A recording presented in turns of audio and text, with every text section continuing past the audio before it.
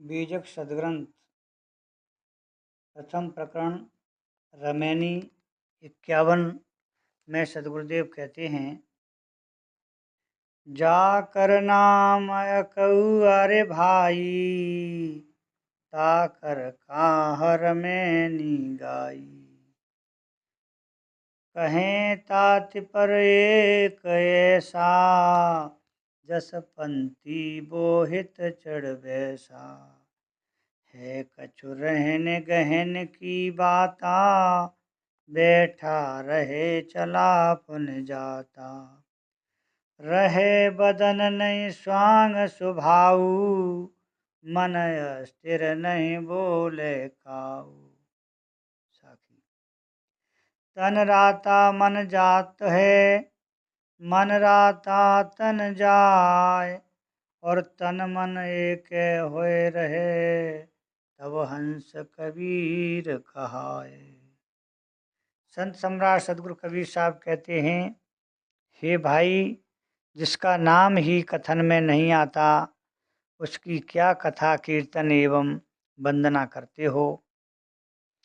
विवेकी जन उसका इस प्रकार एक आशय कहते हैं कि जैसे पथिक नौका पर बैठकर पार हो जाता है, उसी प्रकार उसकी स्थिति समझो। स्वरूप स्थिति की प्राप्ति तो एक रहनी गहनी की बात है। जैसे नौका में बैठे बैठे मनुष्य अपने गंतव्य को चला जाता है, वैसे रहनी में रहने वाला साधक स्वयं शांति को प्राप्त कर लेता है। साधक को चाहिए कि वह शरीर में बहुत छापा तिलक आदि वेश का स्वांग न रचे, मन शांत रखे और किसी से व्यर्थ बातें न करे। जहाँ शरीर आसक्त रहता है वहाँ मन चला जाता है, और जहाँ मन आसक्त रहता है वहाँ शरीर चला जाता है। जब शरीर और मन एकाग्र एवं संयत होकर एक स्वरूप स्थिति की रहनी में ही लग जाते हैं, तब जीव हंस हो जाता है, अर्थात वह सत्य और असत्य का पारखी एवं स्वरूपस्थ हो जाता है। मनुष्य अपनी आत्मा से अलग परमात्मा खोजता है, उसे वह अपना निदान ठहराता है और कहता है कि वह अकौआ है। अकौआ ग्रामीण शब्द है, इसका संस्कृत निष्ठ शब्द अनिर्वचनीय है, अकथनीय है। इन दोनों समानार्थक शब्दों का अभिप्राय है जो कहने में न आए। एक तरफ तो कहा जाता है कि वह कथन में नहीं आ सकता, और दूसरी तरफ उसके नाम की कल्पना, उसका जप कथा कीर्तन वंदना आदि सब करने का प्रयत्न किया जाता है। सदगुरु कहते हैं कि जिसका नाम ही अकौआ है, उसकी क्या वंदना प्रार्थना एवं कीर्तन करते हो। वंदना कीर्तन आदि केवल सात्विक मनोरंजन है। जिस दशा की प्राप्ति होने पर मनुष्य पूर्ण कृतार्थ हो जाता है, वह वंदना कीर्तन का विषय नहीं है। और फिर उसकी वंदना, जिसका नाम ही अकौआ हो, एक हास्यास्पद विषय है। मूल चौपाई कितनी व्यंग्यात्मक है, व्यंजना से भरी है।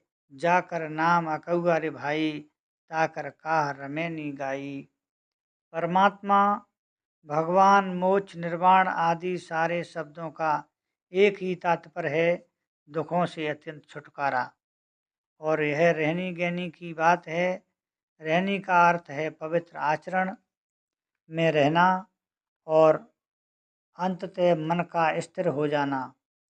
और गहनी का अर्थ है कल्याण के साधक अंगों को ग्रहण करना।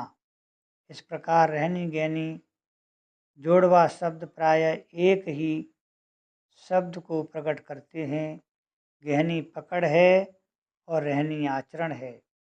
कल्याण की समझ एवं साधक अंगों को दृढ़तापूर्वक पकड़ लेना गहनी है, और उनका आचरण करना ही रहनी है। सदगुरु कहते हैं कि मोक्ष, परम शांति एवं परमात्म तत्व कीर्तन एवं पाठ का विषय नहीं है, ये आचरण का विषय है। यदि आदमी अपनी प्राप्त जानकारी का आदर करता है, अर्थात वह जो कुछ जानता है उसका आचरण करता है, तो वह अपने स्थान पर बैठे बैठे अपने गंतव्य को उसी प्रकार पहुंच जाता है जैसे जहाज पर बैठा व्यक्ति अपने गंतव्य पर पहुंच जाता है। जैसा कि इस ग्रंथ में अन्यत्र भी बताया गया है कि हंस संस्कृत भाषा का शब्द है।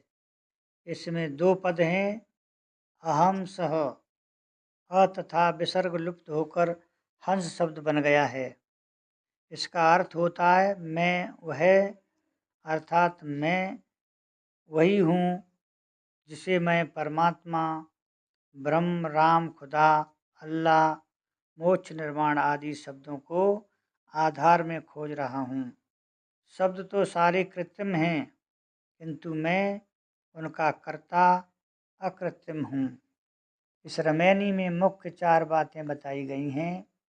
पहली बात है जीव की स्वरूप स्थिति, कीर्तन वंदना आदि का विषय नहीं है। दूसरी बात है कि वह रहनी गहनी का विषय है।